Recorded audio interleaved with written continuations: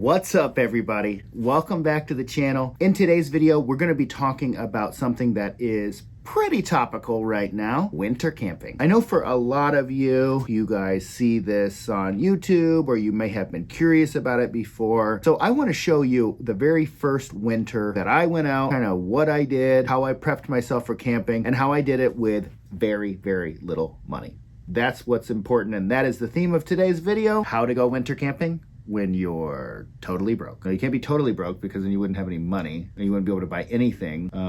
How to go winter camping when you're basically broke. How to go winter camping when you're on a super tight budget. How to go winter camping when you have very little money. How to go winter camping on a budget. Okay, one of those will work. But before we do any of that, we've got to take a little nip off of the old banana flask. Cheers, everybody.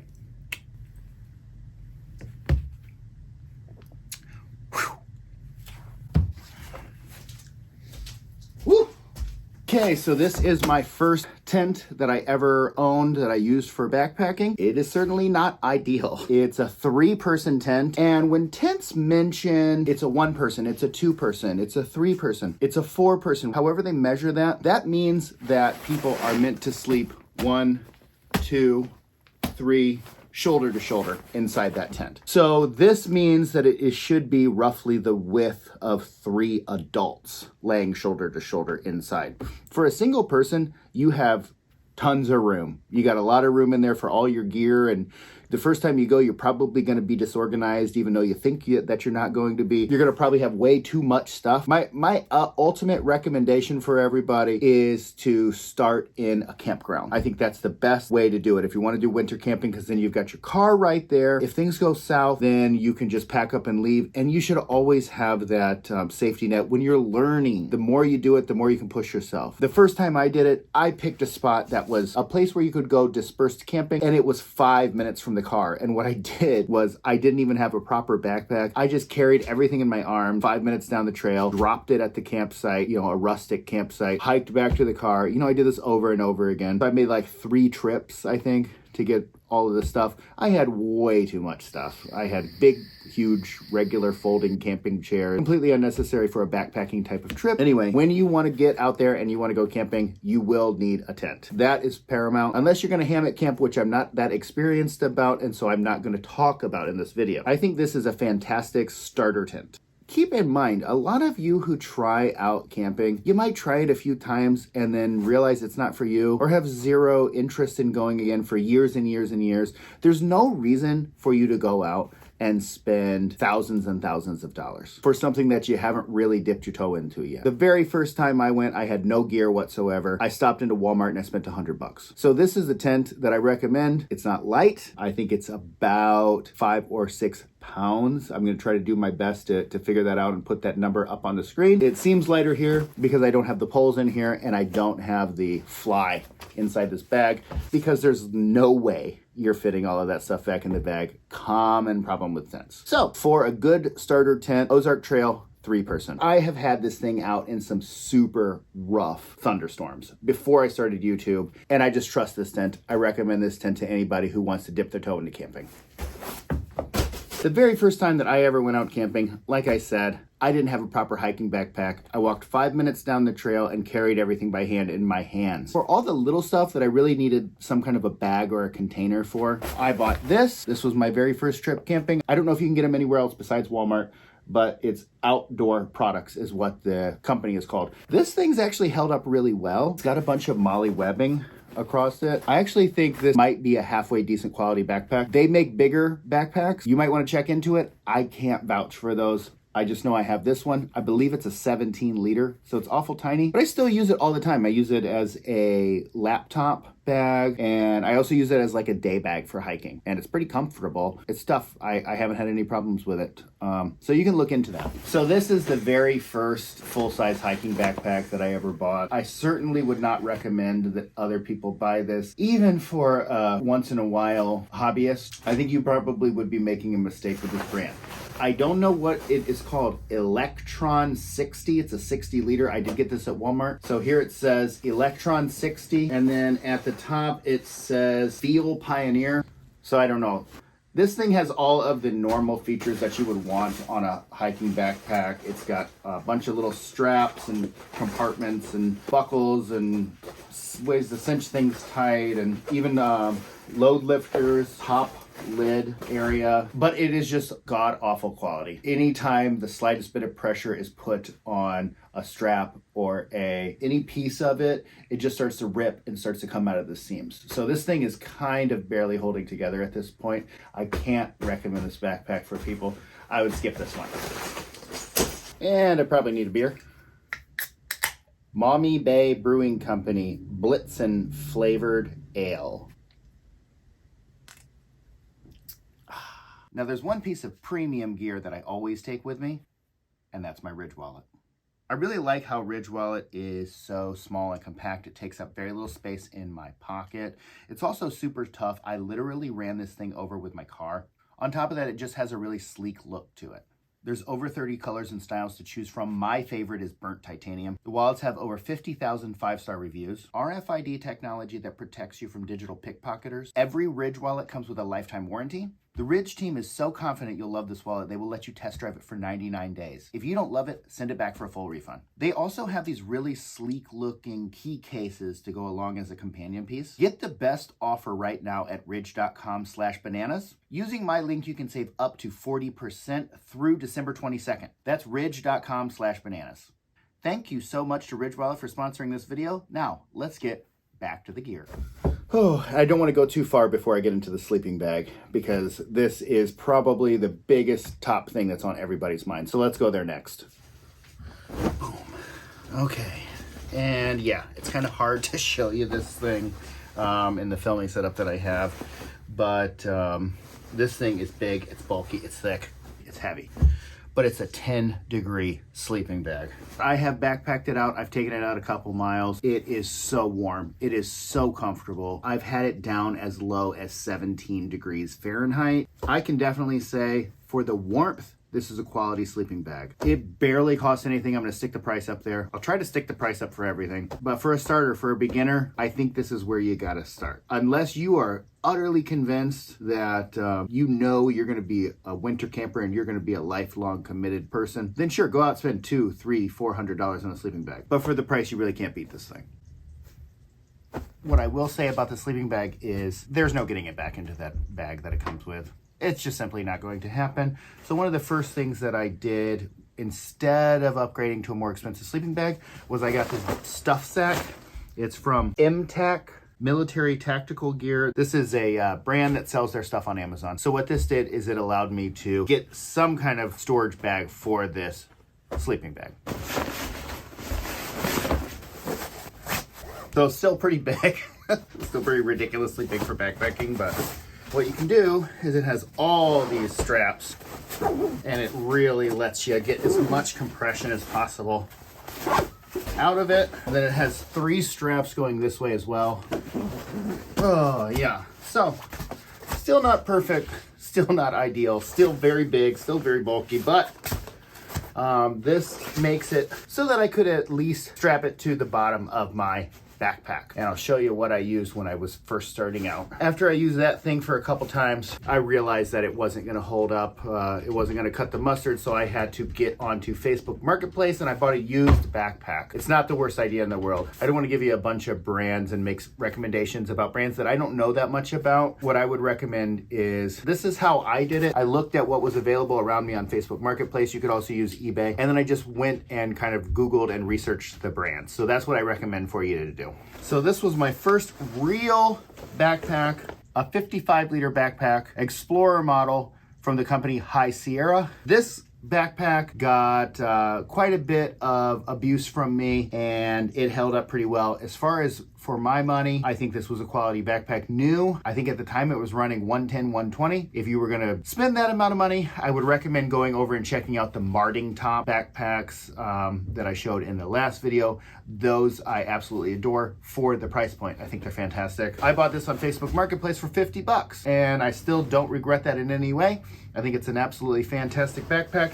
It has all the basic amenities that you would want, including this top lid dealy.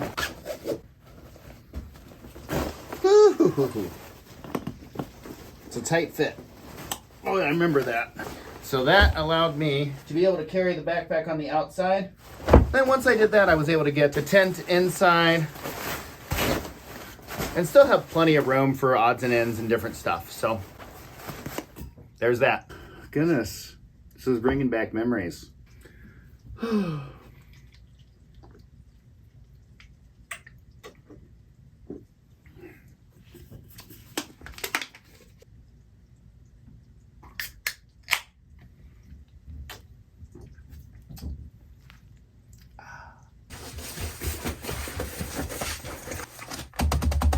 This bad boy brings back some memories here. This is not the very first one. I had a string of $15, $20 air mattresses that I just kept thinking if I bought them on Amazon, they would work fine.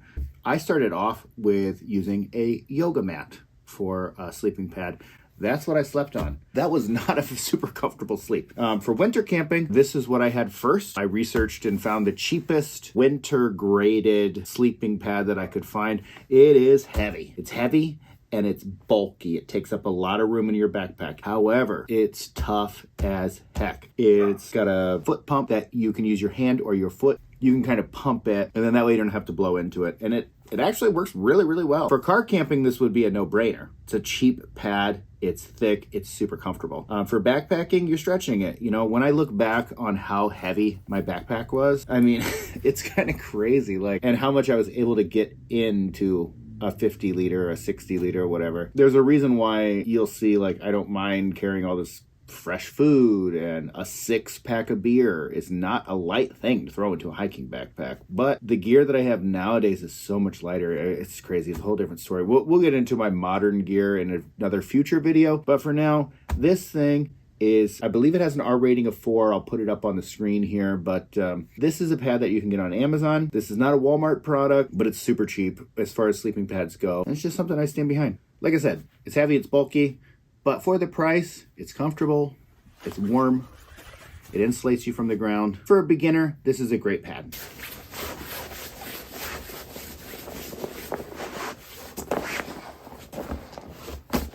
I guess in hindsight, you know, it's not that bad, it's not that crazy.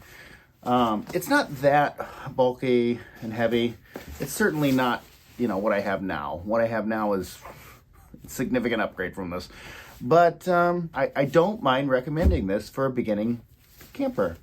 I think it's great. At the time when I started camping, Walmart had these very, very basic headlamps. They don't put out barely any light whatsoever. They have one setting on and off, 2 settings technically, I guess. But it allowed you to at least see what was in front of your face when you're way out there and you're away from the city and there's no lights going on whatsoever. Yeah, that's a little scary. Of course, you can buy like a $1 flashlight or a $5 flashlight, but having a headlamp is an absolute game changer. It's crazy how much having a headlamp changes the game. You have your hands free. Keep this in mind. When you're winter camping, it's going to get dark somewhere between 5 and 6 o'clock. Most people are not going to sleep yet. You're wanting to have a fire. You're wanting to putz around. Fires don't give off as much light as you think that they do. Having a headlamp is key. These used to sell at Walmart for $1. They're basically good for one night, but it's $1.